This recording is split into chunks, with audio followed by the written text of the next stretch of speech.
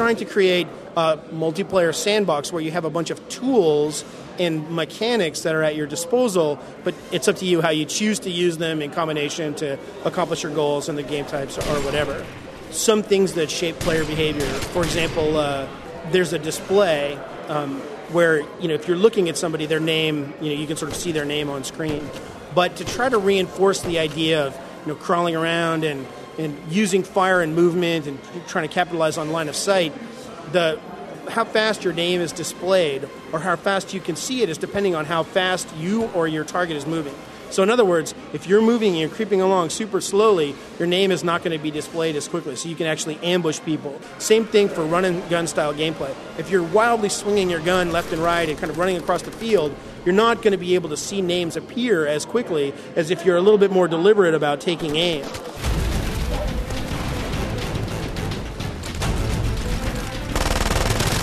We've got some of the standards. We've got deathmatch and team deathmatch. We have a wrinkle on Capture the Flag. We call Capture the Diamond. Diamonds are an incredibly important theme in Far Cry. The whole idea of conflict diamonds as a source of reward from the warlords. And we carry that theme over into the multiplayer as well. And then our unique game type, which is called Uprising. Uprising is a kind of a command and control type game.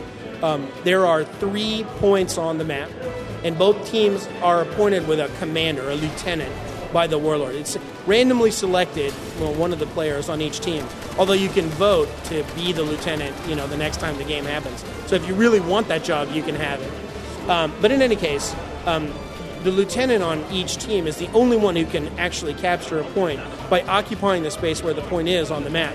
And so your job is to escort your lieutenant as they kind of move out across the map, help them capture all 3 points, and then track down the commander on the other side and execute it. And that's how you can end the match and win.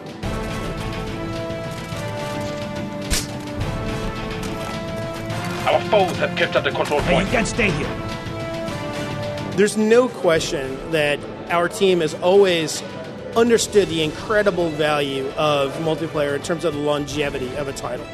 And we really understood that, after the game is released and people have enjoyed the single player, the multiplayer is where, it comes alive and becomes something that the community owns. But there were so many technical challenges in actually getting, the game to work. The technological challenges, the engine challenges.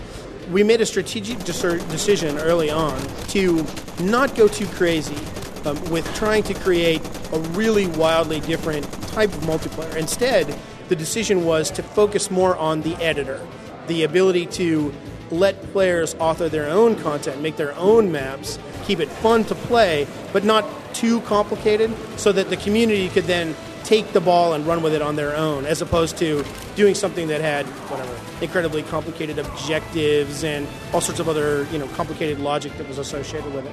I'm excited to see how the people are going to react to this game.